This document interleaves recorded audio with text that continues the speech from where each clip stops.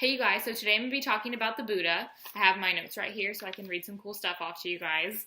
His original name was Siddhartha Gautama and he lived between 563 to 483 BC. The Buddha actually means the enlightened one.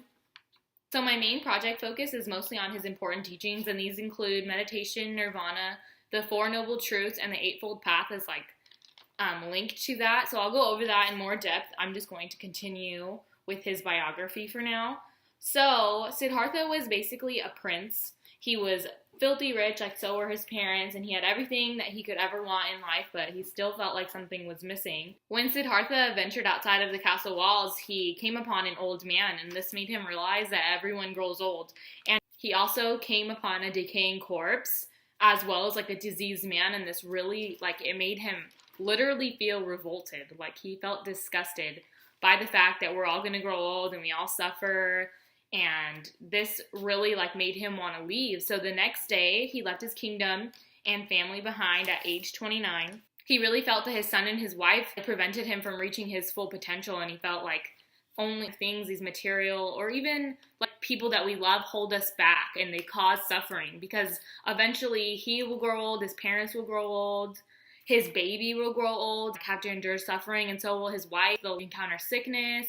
And he honestly felt like he couldn't deal with that. So that was one of the main reasons he left. And for the next 6 years, he was dedicated to overcoming suffering. And he was dedicated so much that he actually gained admirers. And originally, he was an ascetic. So he continued to endure pain. And he fasted until he was literally just starving. And he refused water, because he was dedicated to finding answers to why we have to suffer and answers to the questions he had about life. So one of his biggest things was that life was a cycle of suffering. It began with birth, then it led to aging, illness, death, sorrow, corruption, all these things in our lives that make us basically who we are. He didn't really want to deal with it. In a way, he kind of avoided all those things because he was so afraid of them. And he knew that the same fate would bestow his son and his wife and his parents. One interesting thing I found about him was that he became sick when he saw an old man, which we see all the time. So we're thinking, okay, that's normal. We know we're going to die, and we know we're going to get sick, and we know we're going to have old wrinkly skin one day. And he literally, the thought of this made him disgusted, and he didn't want to have to deal with that. So I thought that was really interesting, and I thought it was kind of odd to me. Another thing I found interesting was that Buddha was actually not as chubby as he's depicted today. He's portrayed this way to represent happiness, and back then, in the East, being fat meant that you were wealthy and happy, so they depicted him this way, even though it went against what he believed in, because he practiced everything in moderation. He fasted regularly, and he walked hundreds and hundreds of miles daily to spread his ideas across the world. So he was actually the furthest thing from fat. He was actually really fit. So another interesting thing was that he would sit under a fig tree and meditate until he transcended his suffering. So he taught and traveled his whole entire life until the age of 80. So most Buddhists who follow the Buddhist religion considered Buddha a teacher, and they didn't view him as a god like most religions do. The remaining 45 years of Buddha's life was spent trying to teach people about what he had discovered, and he wanted to spread his influence and his knowledge to other people so that they could hopefully experience the same things and hopefully not suffer anymore. So I have this passage to read by him. And it says, "There are two extremes which are to be avoided. A life of pleasure, this is low and ignoble, unworthy and useless, and runs counter to the affairs of the spirit, and a life of fasting, this is sad, unworthy, useless.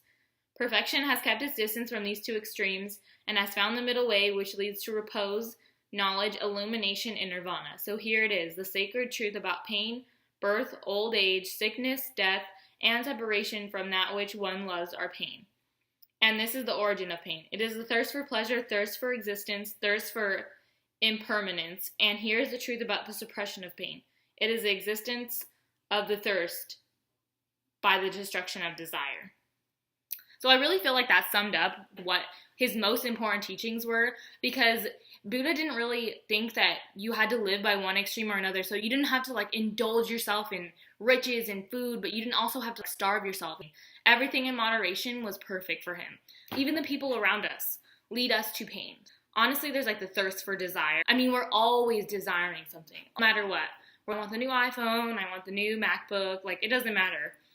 I want this new clothes, I want new shirts, and I'm totally guilty of this. And basically he said that if you separate yourself from things that you love, you won't experience pain. What you love causes you pain. You love somebody so much, so when they're gone, or if they hurt you, like it hurts so much, and that's what causes our suffering, is that we can't even get over how bad we are hurt by them.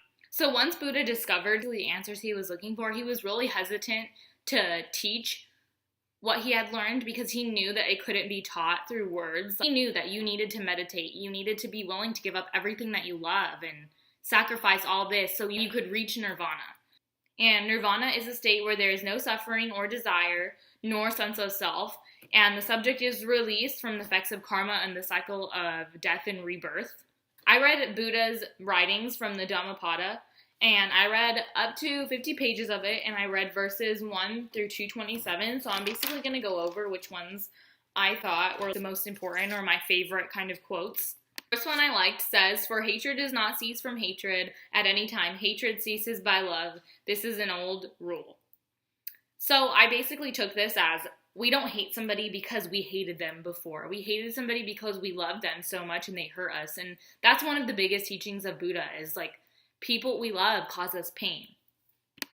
So the next verse I liked was under the topic of earnestness, and this one says, this is number 26, and it says, "Fools follow after vanity, men of evil wisdom. The wise man keeps earnestness as his best jewel." If you follow after these things that you think will make you happy, in the end you're just going to be suffering, because you're so obsessed with how you look, and when you really should be focusing on your character. Number 42, which is, it says, "Whatever a hater may do to a hater, or an enemy to an enemy, a wrongly directed mind will do us greater mischief." If your mind isn't at peace, then you're hurting yourself more than any other person could.